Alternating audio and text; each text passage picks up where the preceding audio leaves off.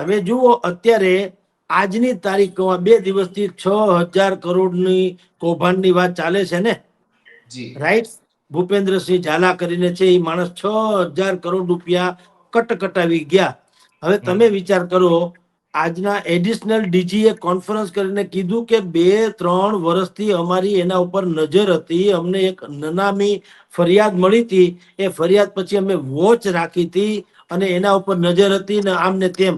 હવે નજર હું તમે કરીને શું કર્યું મને તમે કયો? નજર રાખી એટલે શું કર્યું? નથી એનો વાળ વાંકો થયો, નથી એના કોઈ ધંધામાં કોઈ રોજગારીમાં મુશ્કેલી પડી, નથી કોઈ થાપણદારોને અટકાવ્યા, નથી તમે એની પાસે કેટલી પ્રોપર્ટી છે એ પૂછ્યું, નથી તમે એમ કીધું કે તમે મહિને 3% વ્યાજ આપો છો એટલે વર્ષે 36% થયું. આ જગતની કોઈ બેંક નહીં પોહાય નહીં, તમને કઈ રીતે પોહાય છે? તો તમને જયારે એક નનામી વિગત મળી જાય કે આમાં નાના માણસોના પૈસા છે અને કાલ સવારે કઈ થાય તો શું થાય, તો સાવધાનીના પગલા તરીકે પોલીસને કયો તમે શું કર્યું, ગુજરાતની જનતાને જણાવો. હરામ બરોબર કઈ કહી શકે તો નજર હતી, એમ કે નજર હતી એટલે અમારા જે પોલીસ વાળાના કે અમારા હગાવાળાના પૈસા હતા એની ઉપર નજર હતી, એ કઢવી લીધા અથવા તો એના માટે ખેલ નાખ્યો, બાકીનો ખેલ ચાલુ રાખવા દીધો. આજની તારીખ સુધી તમે વિચાર કરો.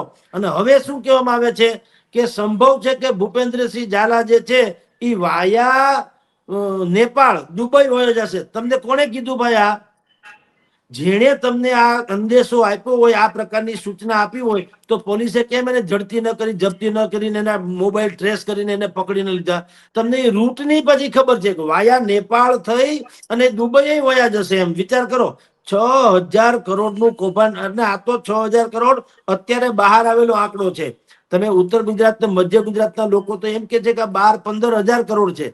અને એટલું જ નહીં, ગંભીરતા તો એ પણ છે કે એના ફોટા જે છે એ ભાઈના, એક તો એ ભારતીય જનતા પાર્ટીનો સદસ્ય છે, સત્તાવાર રીતે એ કાક બધે દુપટ્ટા પહેરીને ફરે છે.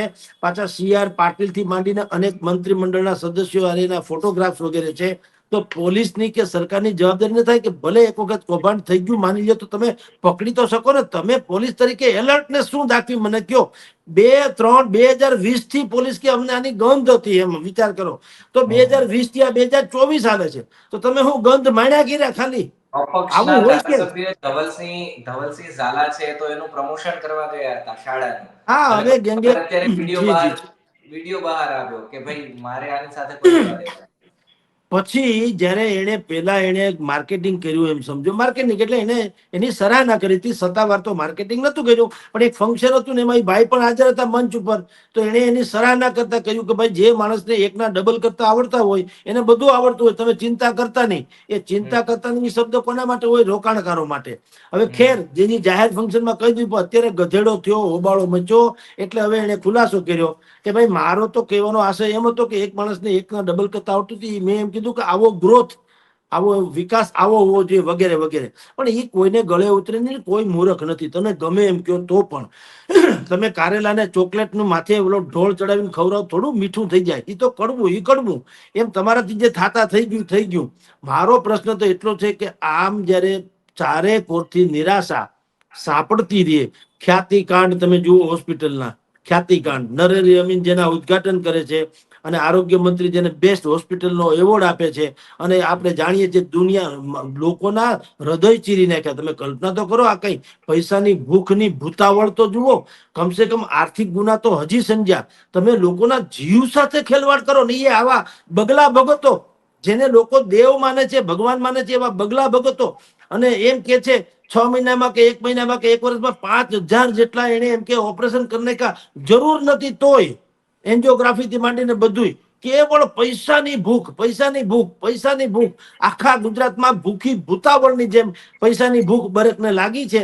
અને જેમ ભારતીય જનતા પાર્ટી કહે છે કે અમારા સદસ્ય અભિયાન અમે ચલાવીએ છીએ અને પોણા ભાગનું ગુજરાત અમે કવર કરી લીધું, એમાં આવાય કવર થઈ ગયા. જે લોકોના કૌભાંડ છે કોઈ તંત્ર એને હાથ અડાડી શકે એમ નથી, કારણ કે સીધો ફોન ક્યાંય ક્યાંથી આવી જાય, કારણ કે આ લોકો બધા ગોઠવાયેલા તંત્ર છે. એ આપણે જાણીએ છીએ. સ્વાતિમાં શું થયું, જે ખ્યાતિમાં શું થયું, એ ભાઈ પણ જો વાસ્તે ગાસ્તે આવ્યા ને VIP ટ્રીટમેન્ટ મળતી હતી, એ પછી પાછા 2 ભાઈને પોલીસ વાળાને સસ્પેન્ડ કર્યા. તમારામાં માનવતાની કોઈ ચરમસીમા જુઓ, કેટલી હદે ક્રૂરતા પ્રવર્તે છે. એક માણસે માણસોના જિંદગી, 2 માણસ તો ગુજરી ગયા કાયદેસર, અને બાકી કેટલાયની સ્થિતિ ગંભીર કરી. એ પાછા પકડાય છે ત્યારે એને વીઆઈપી ટ્રીટમેન્ટ આપે છે. તો બીજાને કેમ તળિયા ફાડી નાખો છો ને વાકાત્રાહા હલાવીને બતાવો છો, સુરાપુરા થાવ છો? એટલે ટૂંકમાં જેનો છેડો ન અડે, જે ગરીબ છે, આપણી જેમ સામાન્ય છે, કાયદો એના માટે કડક છે. બાકી જે પોતે હુરહાંડ છે, કાયદો ત્યાં ગાય જેવો થઈ જાય છે.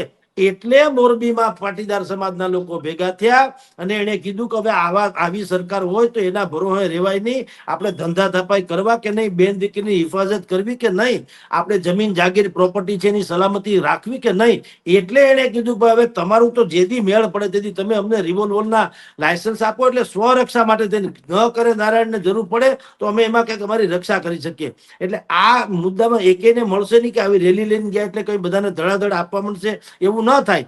તો બિહાર વાળી થઈ કેમ તમે કહો છો એવું સમજુ છું, પણ અહીંયા સુધી સમાજે પહોંચવું પડે. આ તો કેટલી મોટી શર્મનાક ઘટના કહેવાય. આમાં ગૃહ મંત્રાલયથી માંડીને સરકારે મોરબી વાળાને બોલાવીને કહેવું જોઈએ, પોલીસ વાળાને ખાસ કરીને, કે ભાઈ મજાલ છે કોઈની છૂટે ચા કરીને જાય. આવું બને છે શું કામ? કે લોકોના અપહરણ થઈ જાય, લાખો રૂપિયા આપ્યા પછી છોડવા પડે, ડ્રગ્સના પડીકા દુનિયાભરમાં પહોંચે છે, લાખો કરોડો રૂપિયાના ડ્રગ્સ જાય છે, દારૂની મહેફિલો જાય છે, ફ્લાઇટ ભરાઈને મુંબઈથી યૌવના બધી યુવતીઓ અને યૌવનાઓ આવે છે, મોરબીમાં ઠલવાય છે. તો બધાને ખબર છે, પોલીસને ખબર ન હોય, ખબર ન પડી હોય તો એને હું ધોઈ પીવી આવી પોલીસને. એટલે આ બધું જેમ તમાશો જોવામાં આવી રહ્યો છે આખા ગુજરાતમાં, બધા જ કાંડો જે થાય છે એમાં બુદ્ધિપૂર્વકનું લીપાપોથી જે મોટા ભાગે થાય એવું જનતા માને છે.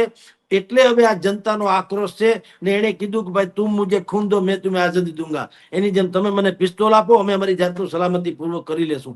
આ બહુ મોટી કરુણાંતિકા કહેવાય ને સરકાર માટે આનાથી મોટી શર્મનાક કોઈ વાત ન હોઈ શકે. જી સમીરભાઈ, બહુ સંવેદનશીલ આ ઘટના છે અને કોઈ સમાજે હથિયારની વાત રાખવી પડે તો એ આપણા કાયદા અને વ્યવસ્થા અને ગુજરાતની પોલીસની ઉપર સીધી રીતના સવાલ ઉભા કરે છે કે તમે કરી શું રહ્યા છો. Thank you so much. નમસ્કાર.